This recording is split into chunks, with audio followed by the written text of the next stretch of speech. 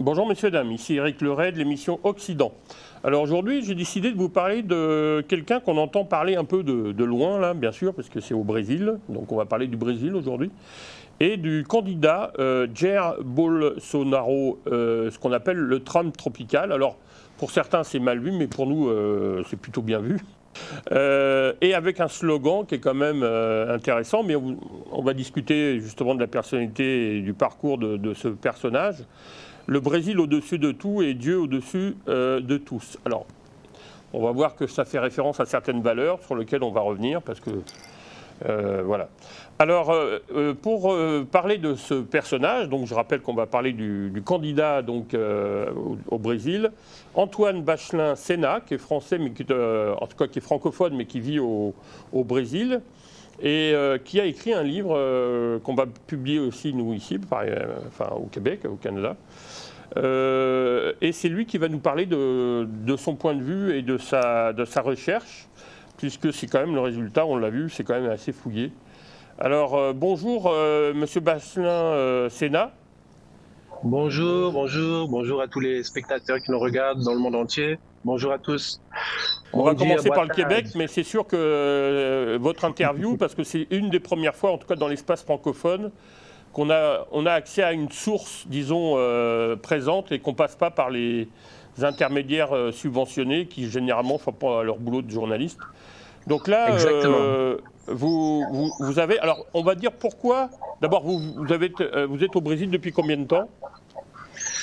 Alors le Brésil, je le connais depuis mon enfance, hein, ça a toujours été mélangé avec moi, ma construction en tant qu'enfant, parce que je suis pratiquant du jiu-jitsu brésilien, qui a été connu dans les arts martiaux, dans le combat libre, dans les UFC. Moi j'y allais souvent déjà en tant qu'enfant, en tant qu'adolescent. Je connais le Brésil depuis tout petit, depuis que je depuis que je suis vraiment bébé. Mais par contre m'installer définitivement, cela fait 11 ans maintenant que j'habite ici, que je suis marié avec une femme brésilienne. Voilà, 11 ans maintenant. Quel domaine alors?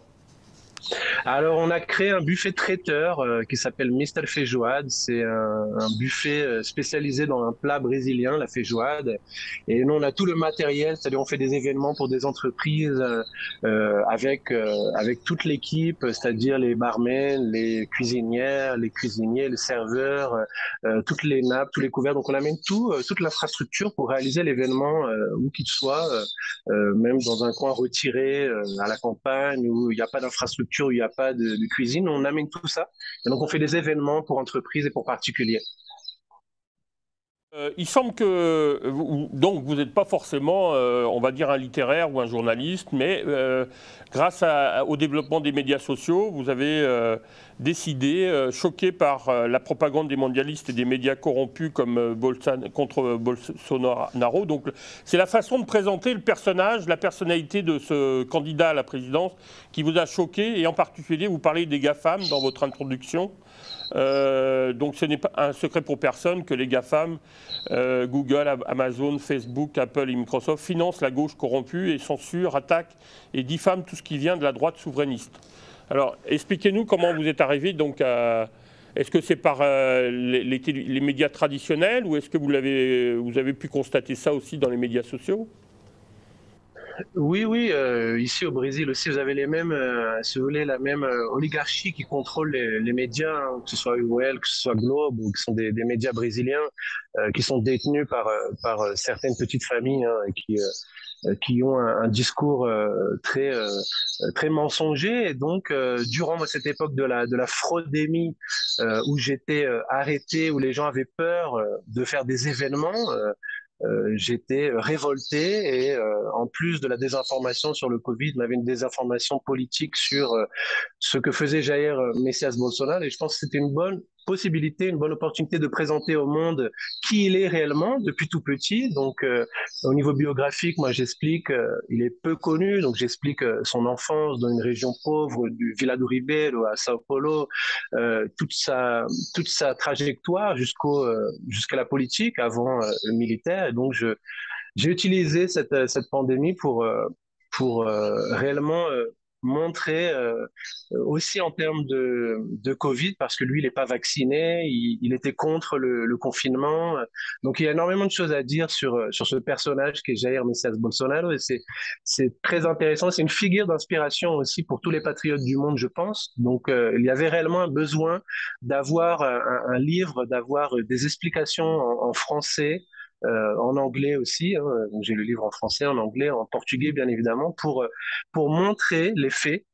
Et comme le dit lui-même souvent Jair Messias Bolsonaro, où il n'y a pas de vérité, il n'y a pas d'ordre. Et s'il n'y a pas d'ordre, il n'y a rien qui fonctionne. Donc voilà, j'ai voulu rétablir des vérités parce que c'est toujours la même partie qui a la parole, c'est toujours les mêmes mainstream médias qui ont le narratif, et on ne donne pas la parole à l'autre côté. On a une vision tronquée. Moi, à chaque fois, je fais des interviews aussi à la radio, sur d'autres chaînes YouTube aussi, et on a toujours les mêmes narratifs, par exemple sur la déforestation, alors que la déforestation a baissé sous Bolsonaro, alors sur la criminalité aussi, la criminalité a baissé drastiquement sous Bolsonaro. Donc, on a énormément de narratifs qui sont, si on prend simplement les faits, sont réfutés les uns après les autres. Donc, voilà, j'ai voulu montrer tous ces points-là. Et j'ai justement dans mon livre les différents chapitres pour réfuter tous ces points-là, que ce soit sur la démarcation des terres indigènes, qui est fait avec de la corruption d'hommes politiques, pour la vente de minéraux précieux. Donc, énormément de points sur lesquels il faut réfuter la narrative qui tombe par elle-même, en fait, parce que ça ne se sustente pas, en fait. Voilà. Alors, c'est justement l'objet de notre vue, mais j'aimerais situer un peu vos valeurs, parce que, bon, vous situez, vous l'avez cité récemment, mais là, enfin, en parlant de la vérité, ce livre ne présente que la vérité des faits, et vous faites une citation de la Bible, Jean 8, 32, « Vous connaîtrez la vérité, et la vérité vous affranchira ». Alors, pourquoi je parle de ça? Parce que vous dédicacez, bien sûr, votre livre à votre femme, bon, comme tout le monde peut faire comme auteur, enfin, sa famille, mais vous dites aussi merci à Dieu, quel que soit le nom que vous lui donniez. Est-ce que vous avez un rapport à la religion particulier? Est-ce que vous êtes croyant? Est-ce que vous êtes chrétien? Comment vous pouvez vous définir? C'est important, je pense, avant de commencer l'interview. Moi, j'ai un parcours différent de par les arts martiaux. Moi, j'étais presque moine bouddhiste, j'étais presque ordonné, j'ai l'ordination de Bodhisattva. J'ai vécu dans des temples bouddhistes, dans les temples bouddhistes Zen Soto. J'ai vécu, j'ai pratiqué vraiment de façon très intensive. Voilà, j'étais ordonné par Evelyne de Smet, du Zen Soto bouddhiste japonais. Mais la France est un pays laïque, la France est un pays qui a fait la séparation de l'État et de l'Église, qui est un pays qui ne parle pas, même dans les mots, hein, dans le jour, dans le quotidien, on n'a pas des expressions comme si Dieu veut, grâce à Dieu, et ce sont des expressions que j'ai recommencé à utiliser, que j'ai commencé plutôt à utiliser ici au Brésil avec ma femme, parce que ma femme est évangélique, et le Brésil a une culture catholique, évangélique, très forte, une culture avec, quel que soit le mot Dieu, hein, il résonne en nous de toute façon, que ce soit au niveau spirituel, au niveau anthropologique, au niveau philosophique. C'est une force avec laquelle chacun peut s'identifier, une force du bien, une force qui nous anime, qui nous inspire. Et donc, voilà, on utilise les mots d'une culture dans laquelle on vit. Et donc, j'ai utilisé ces mots naturellement et je les utilise aujourd'hui, si Dieu veut, grâce à Dieu. Ça fait partie de moi désormais en habitant au Brésil depuis une dizaine d'années. Donc, ça résonne en moi fortement. Et Bolsonaro, oui, a l'habitude d'utiliser ces phrases de la Bible, justement. Et lorsqu'il est attaqué sur Internet récemment dans le dernier débat, l'interlocuteur disait, mais vous présentez énormément de fake news, les deux parties présentent des fake news, et Bolsonaro dit non, moi je ne présente aucune fake news, je n'ai présenté aucune fake news. Moi je n'ai pas besoin de présenter de fake news, je présente simplement la réalité. Et cette seule réalité de montrer par exemple la corruption de Lula, on va la détailler, c'est ce qui convainc même des électeurs qui étaient à gauche et qui aimaient auparavant Lula, mais qui l'ont vu emprisonné. Donc, c'est un combat spirituel. On est véritablement dans un combat spirituel aujourd'hui. Hein. Vous situez bien le débat et l'enjeu, puisqu'on va revenir un peu sur les valeurs que défend Bolsonaro. Alors, je voudrais rappeler juste qu'il y a eu une élection, une première élection, que la prochaine aura lieu le 30 octobre 2022, donc dans une semaine, 10 jours, que Lula a fini à 48,4%, que Bolsonaro à 43,2% et que Simone Tebet du MDB a fini avec 4,2%. Donc on voit que le deuxième tour va être important. Et c'est quoi le parti de Simone Tebet? On peut le situer à quoi? À gauche, à droite? Elle s'est alliée maintenant à Lula, donc elle est vraiment de gauche. Hein. Elle a donné ses votes à Lula, donc c'est une corrompue. Lors de l'époque de la fraudémie, elle attaquait tous les médecins qui défendaient le traitement précoce. Hein, donc c'est une corrompue totale globaliste. Et un point intéressant, c'est que Bolsonaro, par exemple, par rapport à 2018, il a obtenu au premier tour déjà plus de voix cette année, au premier tour, que lors de 2018. Donc c'est un point très encourageant, très intéressant. Et donc on est très optimiste pour la suite, pour ce deuxième tour, avec certains sondages, certains sont plus ou moins tendancieux que d'autres, mais même les sondages les plus tendancieux de Datafolh, il y a par exemple, qui sont plus en faveur de la gauche et qui il a été prouvé qu'ils ont des liens et qu'ils ont été achetés par la gauche. Eux-mêmes voient Bolsonaro de plus en plus presque en train de dépasser maintenant ces derniers jours Lula. Donc, on espère que sur la dernière ligne droite, ça va s'accentuer, ça va s'accélérer. Alors, donc on va poursuivre, là on rentre dans le vif du sujet, on va dire, on a commencé bien sûr, mais... Alors vous situez d'abord votre livre sur 3 périodes importantes, mais qui correspondent bien, il y a ses origines familiales, sa trajectoire professionnelle et son ascension politique. Il faut savoir quand même que vous le dites, qu'il a été 30 ans député, donc effectivement par rapport à Trump, il a plus d'expérience politique, sauf que Trump a une expérience économique que n'a pas non plus. Voilà. Donc chacun a ses aspects positifs ou négatifs dans son parcours. Alors, mais par contre, au niveau de ses valeurs, donc vous dites que bon, son projet, c'est un projet de nation et pour remettre la foi et les valeurs religieuses au centre. Donc, vous situez bien le débat, c'est-à-dire que c'est un enjeu spirituel aussi, mais lié aussi aux enjeux de la corruption dans tous les domaines, comme on a pu le voir. Alors, vous dites qu'il veut défendre la patrie, la famille et les valeurs chrétiennes. C'est un peu les trois valeurs auxquelles vous insistez, quoi. Oui, ça fait partie de son slogan aussi. Vous savez, son slogan, c'est Dieu, famille, patrie et liberté. Liberté aussi, c'est un point très important. Lorsqu'il est interrogé, par exemple, sur les vaccins, c'est lui qui a acheté les doses. Hein, il a acheté des centaines de millions de doses, mais par contre, c'était pas obligatoire. Il a toujours dit, si vous voulez le prendre, si vous avez succombé à la narrative de peur des médias mainstream, très bien. Mais il a toujours expliqué à tout le monde qu'il fallait faire très attention, qu'il y avait aussi le traitement précoce, la censure, etc. Alors, pour résumer, oui, depuis le début déjà, depuis ses débuts dans la politique, il participait par exemple des marches, des manifestations qu'il y avait pour la liberté, la défense de la démocratie contre le sanguinaire terrorisme communiste au Brésil. Je ne sais pas si on peut en parler, mais il y avait une tentative d'instauration de dictature communiste au Brésil durant les années 50-60, suivant le modèle de Cuba. Donc, ces communistes comme Dilma Rousseff, hein, qui a fini par arriver présidente, mettaient des bombes dans des stades, tuaient des civils. Donc, il y avait une vraie... C'est pour ça qu'aujourd'hui, c'est très polarisé encore, parce que ces socialistes aujourd'hui au pouvoir sont des anciens communistes déguisés. Donc, c'est pour ça qu'il y a beaucoup de tensions et Bolsonaro les combat avec l'armée depuis cette époque.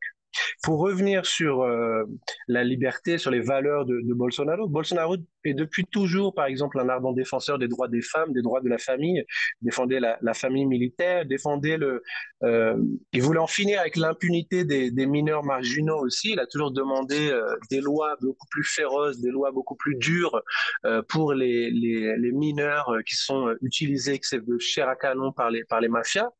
En plus, dans toutes ces années de corruption, justement, il n'a jamais été corrompu dans toutes ces années de politique. Plus de 30 années de politique dans lesquelles il n'a jamais été condamné pour corruption. Il a eu des offres que je détaille dans mon livre, mais il n'a jamais été condamné. Et donc, il a des valeurs d'honnêteté qui sont vraiment très fortes. Et avec le début d'Internet, il a commencé à faire le buzz avec ses phrases fortes aussi. Il a un franc-parler qui résonne très bien avec Trump parce qu'il a vraiment des expressions qui sont reprises et qui font le buzz sur Internet. Et depuis l'ascension, l'essor d'Internet, c'est un buzz extraordinaire. Lorsqu'il fait ses derniers podcasts, il a des dizaines de millions de personnes qui le regardent.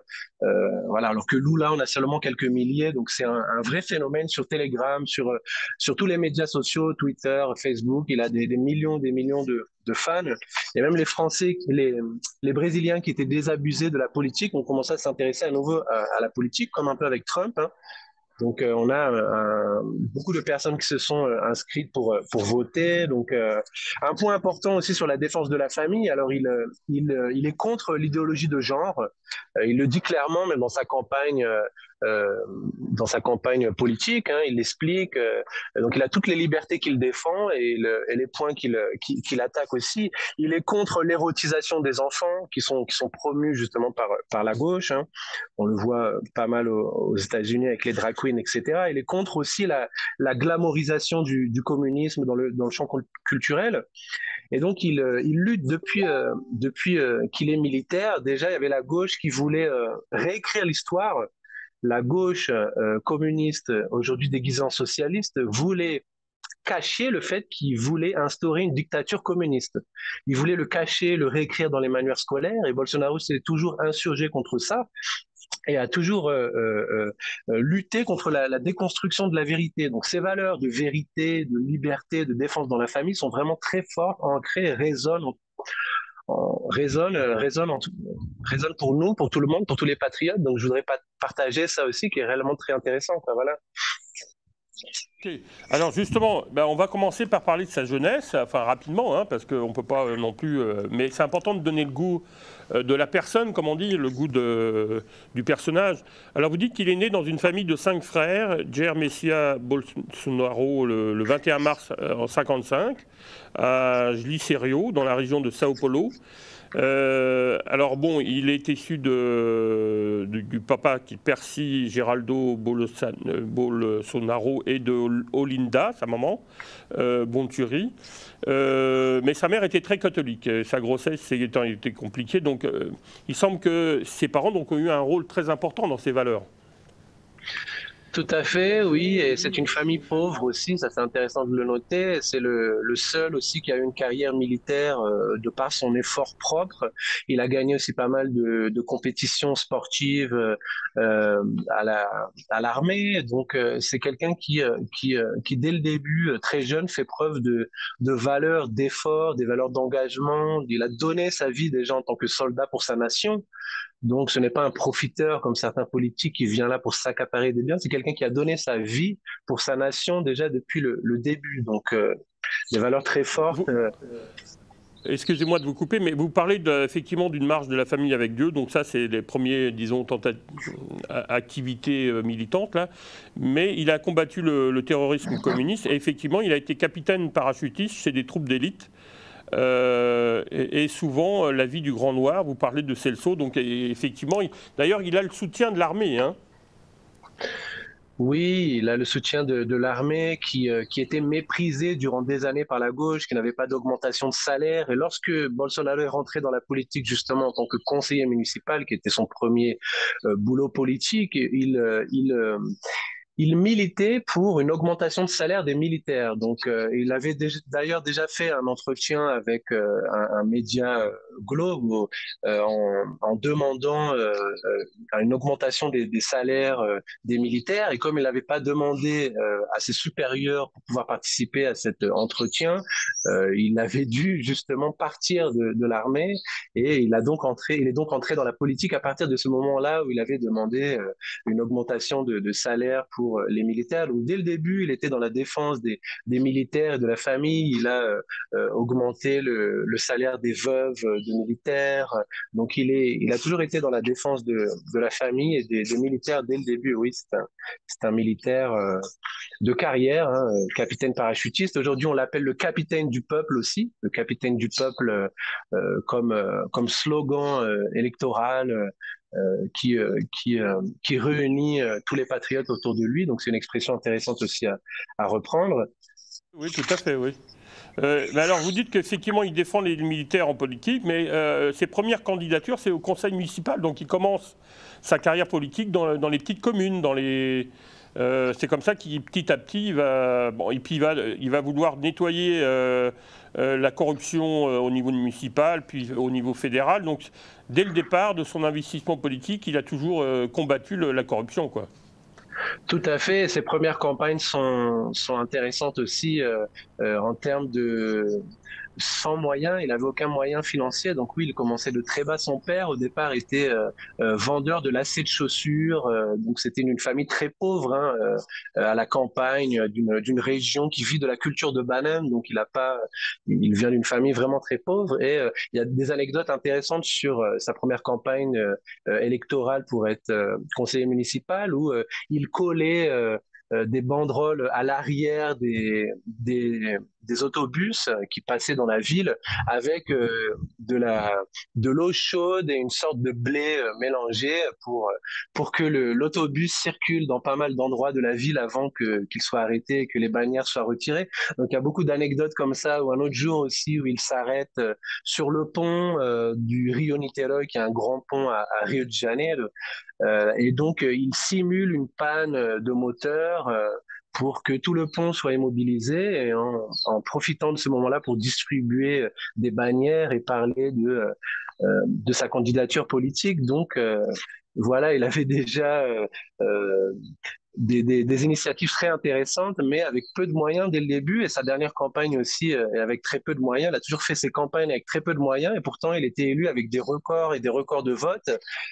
Parce que le peuple s'identifiait réellement à lui. Donc, Justement, suite à son histoire d'enfance, milieu pauvre, etc., justement, il ne valorise pas, il valorise plutôt l'effort, le travail.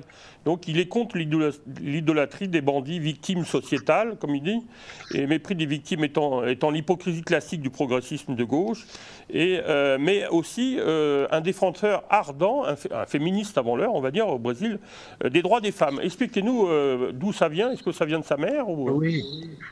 Alors, j'essaie de réfuter différents points dans ce livre. C'est vrai que comme ils n'ont pas de cas de corruption à lui reprocher, ils vont souvent le caricaturer, le diffamer avec simplement un titre, hein, que les gens pressés ne liront même pas la suite, hein, simplement un titre, Bolsonaro misogyne ou Bolsonaro homophobe, mais on va rester sur ce point misogyne. Alors, c'est un des hommes politiques qui a fait le plus de lois pour la femme, plus de 70 lois pour les femmes durant son mandat de président. Donc, on a énormément de femmes aujourd'hui qui participent à la campagne électorale pour le deuxième tour avec énormément de vidéos en montrant que les femmes sont derrière Bolsonaro. Bolsonaro n'est pas un macho, n'est pas un machiste. Il met la femme en premier lieu. Il a donné aussi des titres de terrain dans certaines zones à la campagne où certaines propriétés rurales demandaient depuis des années à être régularisées. Il a donné le titre non pas aux hommes mais aux femmes pour que justement les femmes puissent être détentrices de ces titres de propriété et soient les chefs de la maison. Donc il fait énormément pour les femmes, hein. Il fait énormément depuis qu'il est conseiller municipal. Il a aussi augmenté le salaire pour les veuves. Donc il a fait énormément pour les femmes, oui. Et Alors, pour revenir sur les... Ouais. oui. Pour revenir sur les bandits, entre guillemets, victimes sociétales, c'est vrai qu'on a le même narratif, que ce soit en France, que ce soit au Brésil, des merdias corrompus subventionnés, qui, au lieu de présenter un agresseur dans la rue, un voleur comme un suspect, le présentent comme toujours un jeune homme en difficulté, en souffrance, plutôt que de le montrer comme un attaquant, un assaltant, un bandit, un criminel. Donc on a ces mots qui ne sont pas utilisés. Ça fait partie d'une communication et de lavage de cerveau, que ça rentre dans l'esprit des gens, comme si c'était des personnes qui étaient des victimes sociales en fait de la société et qui volaient. Alors on a une expression intéressante aussi de Lula récemment. Il y a un jeune qui a volé un téléphone. Ouais. Il y a un jeune qui a volé un téléphone d'une autre personne et donc Lula s'exprime à la télé. Il a dit je ne comprends pas que les policiers puissent violenter des jeunes qui volent simplement des téléphones portables, des cellulaires comme vous dites, pour acheter un sandwich. Et donc cette phrase-là, en montage, en montrant que certains voleurs, pour voler un téléphone, étaient prêts à mettre un couteau dans le ventre d'autres personnes, avec des vidéos juste après la vidéo de Lula, c'est quelque chose qui a fait énormément de mal à Lula. Et Lula défend les bandits. Lula est allé dans une favela, donc dans un coin très dangereux avec des narcotrafiquants, avec un bonnet CPCHIS récemment, en montrant son soutien, son appui à ces narcotrafiquants, un grand narcotrafiquant aussi à la prison qui a donné récemment aussi son vote pour Lula, qui fait partie du PCC, un des plus grands groupes de narcotrafiquants ici au Brésil. Donc les trafiquants montrent leur adhésion à Lula, alors que Tarcísio, qui est un candidat de Bolsonaro pour le gouverneur de Sao Paulo, pour le gouvernement de Sao Paulo, lui a été reçu à coups de pistolet à Paraisópolis, qui est une favela ici à Sao Paulo. On voit bien la différence de traitement entre les deux et le crime organisé qui reçoit Lula dans la favela, qui le laisse entrer et qui lui donne son appui, alors que Tarcísio Gomes, candidat de Bolsonaro, est lui reçu à coups de fusil. Et Bolsonaro aussi a des records d'appréhension de drogue, des centaines de tonnes, alors des records jamais saisis auparavant, bien évidemment. Vous dites qu'il combat les emplois fictifs. Alors nous, on a connu ça ici, puisque Juppé, à l'époque, était venu faire un séjour d'1 an au Québec. Il tenait un blog, d'ailleurs, il s'amusait bien. Tout ça pour protéger son ami Chirac, qui était en fait le responsable. Bon. Mais vous dites qu'il refuse les pots de vin. Et il fait des pressions aussi pour faire évoluer les lois. Pour les militaires, mais pas seulement. Hein, vous parlez des femmes tout à l'heure. C'est un des hommes politiques, excusez-moi, c'est un des hommes politiques qui a fait le plus de lois. Souvent, les gens disent, on a aussi cette fausse narrative, cette diffamation, disant que Bolsonaro, en tant qu'homme politique, n'a pas fait énormément de lois. Qu'est-ce qu'il faisait exactement? Est-ce qu'il était actif? Alors, il faut rechercher un petit peu. C'est comme toujours la même narrative sans recherche faite derrière. Il a plus de 500 lois qui ont été faites par lui, plus de 500 projets qui ont été votés. Donc, voilà, un point aussi intéressant, comme quoi il a toujours été très actif. Mais ils ont tous un point commun, semble-t-il, c'est la corruption, le pot de vin, les liens avec la mafia, vous venez d'en parler, là, c'est très, très, très clair. Est-ce que c'est comme en Amérique du Sud, un problème, on l'a vu dans d'autres pays d'Amérique du Sud, est-ce que c'est encore présent? On l'a vu avec Narco, enfin les différentes séries qu'on voit sur Netflix, là, on voit bien les liens avec la politique. Est-ce que sa vie est en danger? Est-ce que sa vie est en danger? Oui, et, Bolsonaro a souffert un attentat, je ne sais pas si vous vous rappelez, en 2018, hein, avant d'être élu, il a reçu un coup de couteau, il a failli mourir déjà, et les médecins à l'époque ont dit que c'était un miracle, hein, qu'il ait toujours vécu. Depuis les années 1950-1960, les communistes, qui sont aujourd'hui déguisés en socialistes, ont essayé de créer au Brésil une dictature communiste, vous savez, suivant l'exemple de Cuba. Donc c'était déjà très violent. Et ensuite, Lula a été condamné parce qu'il a envoyé des milliards et des milliards, tellement de milliards que ça représente maintenant des trillions, à Venezuela, à Cuba, en Mozambique. Donc on a par exemple 2,5 milliards de réals qui sont envoyés pour une usine hydroélectrique au Nicaragua. On a un métro de Caracas qui est construit, tout ça avec des fonds des citoyens brésiliens, des fonds qui normalement devraient être utilisés pour la Banque nationale du développement économique et social, qui est une banque brésilienne. Par exemple, il n'y a pas de métro à Curitiba, mais au Brésil, hein, mais il y a un métro à Caracas qui a été construit avec les sous des citoyens brésiliens qui ont envoyé par Lula à ses amis là. Donc c'est terrible, c'est leur technique, hein, c'est leur façon de faire. Oui, il y a une alliance communiste internationale depuis les années 1950-60 avec énormément de corruption qui a été prouvée et de l'ordre des trillions. Donc malheureusement, on ne peut pas tout aborder, mais en tout cas, on va inviter les gens à se procurer votre livre. Mais pour conclure, vous dites qu'il n'est ni dictateur, ni génocidaire, ni négationniste. Bolsonaro est un fervent défenseur des libertés individuelles. Il est contre le confinement et pour le traitement précoce. Alors là, peut-être pour conclure justement là-dessus, il s'est battu un peu comme ici... certains, enfin comme nous, hein, minorité, mais contre le sanitarisme, enfin contre cette collusion justement entre les entreprises, le politique et les industries pharmaceutiques. Quoi. La liberté fait véritablement partie de son programme. Ajouter avec un autre mot, vous avez liberté, ajouter un second mot, liberté, ajouter un troisième mot. Donc regardez son programme et énormément. La liberté occupe une place vraiment importante quand on voit qu'aujourd'hui, par exemple, Lula demande la censure de certains médias, demande la censure de certaines chaînes comme Jovenpan qu'il a demandé de censurer récemment. Jovenpan a été interdit de dire que Lula est un ex-corrompu, et toujours un corrompu de toute façon. Ils ne peuvent plus utiliser les mots corrompus, donc c'est terrible. Même Bolsonaro, dans sa campagne politique maintenant, la dernière semaine qui reste, ne peut plus utiliser les mots de corrompu pour désigner Lula, alors que Lula est véritablement corrompu. Mais ces ministres ont été nommés justement par Lula et Dilma, donc le judiciaire est totalement corrompu, mais Bolsonaro, en étant réélu, va pouvoir changer et ajouter certains ministres. Mais pour revenir sur la liberté, oui, Bolsonaro est pas vacciné. C'est un des rares dans le monde à ne pas être vacciné.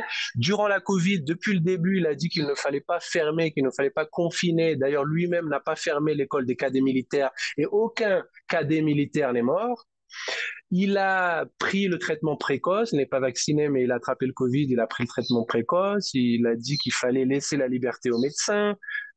C'est un pays décentralisé, le Brésil, un peu comme les États-Unis, donc les régions ont eu beaucoup plus de pouvoir et ce sont les régions qui ont confiné, bien évidemment les gouverneurs de gauche corrompus qui en plus récupéraient de l'argent du gouvernement fédéral et se le mettaient dans les poches plutôt que d'investir dans des hôpitaux. Donc ces gouverneurs de gauche qui en plus font la morale et disent restez chez vous, mais qui se mettaient de l'argent dans les poches et ne construisaient pas d'hôpitaux. On a voilà cette situation dans laquelle contre laquelle Bolsonaro s'insurgeait depuis le début et il demandait deux choses. Il demandait de faire attention à la santé, bien sûr, mais en même temps de faire attention à l'emploi. Et elle a toujours dit que les deux marchaient ensemble.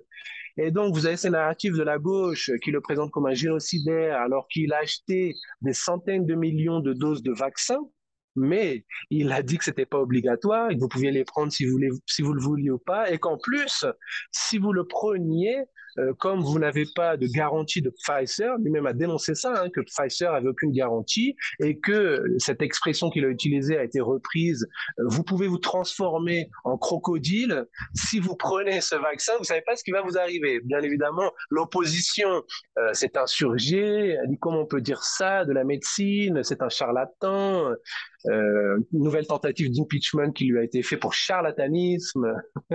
Vous voyez comment la gauche fonctionne, comment l'opposition fonctionne, comme aux États-Unis, les impeachments par rapport à Trump. Donc c'est la même chose, voilà. Conclure, bon, et ça me paraît très, très positif, hein, c'est un objectif clair, c'est de cela afin que le Brésil soit une des meilleures économies du monde avec des citoyens instruits, donc il a aussi une stratégie importante avec l'éducation, et libre de manifester leurs croyances sans censure et qu'il soit chaque jour moins dépendant de l'État. Ça, c'est une pensée classique libérale. Assumé. Exactement. Moins dépendant de l'État, c'est extrêmement important. Et on a un ministre de l'économie, Paulo Guedes, qui est extraordinaire. Je vous encourage à regarder ces podcasts pour ceux qui parlent portugais, qui en ont accès, ou s'il y a des sous-titres. Et il en a certaines en anglais. Il est très bon en anglais, Paulo Guedes. Donc, vous pouvez regarder le ministre de l'économie de Bolsonaro. Le Brésil a été salué aussi durant le Covid par sa réponse avec une reprise en V extrêmement dynamique. Ces 12 derniers mois, le Brésil a créé plus d'emplois que les États-Unis, l'Allemagne et l'Angleterre réunis. Cette année, on a une croissance du PIB supérieure à celle de la Chine, du jamais vu depuis plus de 40 ans. Le Brésil, une croissance du PIB supérieure à celle de la Chine, avec une déflation aussi forte depuis les 4 derniers mois. Donc on a le Brésil qui est destiné dans les prochaines années à croître avec des partenariats aussi privés, publics, des investissements directs étrangers qui sont énormes. Le Brésil est un des pays qui a reçu ces dernières années le plus d'investissements directs étrangers, que ce soit dans des ports, dans des routes. Le Brésil manquait d'infrastructures et on a une amélioration des infrastructures qui sont extraordinaires avec aujourd'hui des transports de soja qui sont moins chers par le Brésil que par les États-Unis. Donc le Brésil s'est placé dans cette réorganisation des supply chains mondiales dues au Covid, s'est réorganisé pour être un des leaders et pour être une économie leader dans les prochaines années. Voilà. Et peut-être pour conclure une dernière fois, mais qu'est-ce que pensent les gens? Vous dites qu'il y a un aura mondial, c'est-à-dire qu'il est très apprécié comme président, parce que bon, vu les dates, là, ça fait quand même 3 ans qu'il est, presque 4 ans qu'il est président de la République fédérale du Brésil. Est-ce qu'il est apprécié? Parce que Lula, malgré tout, a été blanchi par la justice. Est-ce que la justice était aussi corrompue? Alors Lula a été condamné pour simplement peu de choses par rapport à tout ce qu'il a fait. Je vous avais parlé, moi, de par exemple, 2,5 milliards qui a été envoyé au Nicaragua, des milliards et des milliards qui ont été envoyés au Mozambique, qui ont été envoyés à Cuba, qui ont été envoyés, expliqués pour construire, par exemple, un métro à Caracas, alors que à Belo Horizonte, par exemple, il n'y a pas de métro. Donc, Lula a nommé des ministres du tribunal supérieur fédéral, et ce sont ces mêmes ministres qui l'ont relaxé en disant que en fait ils devaient être jugés par leur juridiction à eux et pas par une autre juridiction. Donc c'est simplement un petit tour de passe-passe, vous savez, mais l'argent qui a été volé a toujours été volé, n'a pas été rendu. L'argent qui a été détourné au Venezuela est toujours au Venezuela. L'argent qui a été détourné par Petrobras, par JBS, par le Mensalon, vous avez des quinzaines et des quinzaines de scandales. Le chef d'entreprise Odebrecht, qui est un constructeur, est lui toujours en prison. Donc, pourquoi certaines personnes qui ont fait partie de la corruption de l'équipe de Lula sont eux en prison et Lula était blanchi? Vous voyez que ça tient pas debout. Donc, la corruption a existé. C'est simplement une manigance des médias subventionnés pour vous faire croire que Lula, lui-même le dit, Lula en blaguant, dit j'ai l'âme la plus honnête du Brésil. Je suis l'âme la plus honnête du Brésil. Donc, mais grâce à Internet, les gens ne le croient plus. Ok. Heureusement. Bon, en tout cas, on va inviter les gens à procurer le livre. Donc, je rappelle, l'auteur, c'est Antoine Bachelin-Sena, qui vit au Brésil, qui a écrit un livre sur Jair Bolsonaro,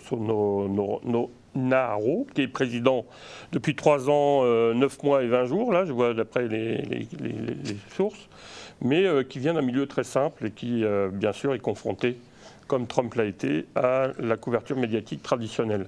Voilà, merci beaucoup pour votre temps et à une prochaine fois. On vous tiendra au courant parce que quand il sortira le livre, ben, on refera une autre émission pour faire le point sur l'élection qui aura lieu le 30 octobre. À bientôt. À bientôt, ciao, ciao. Ah ouais.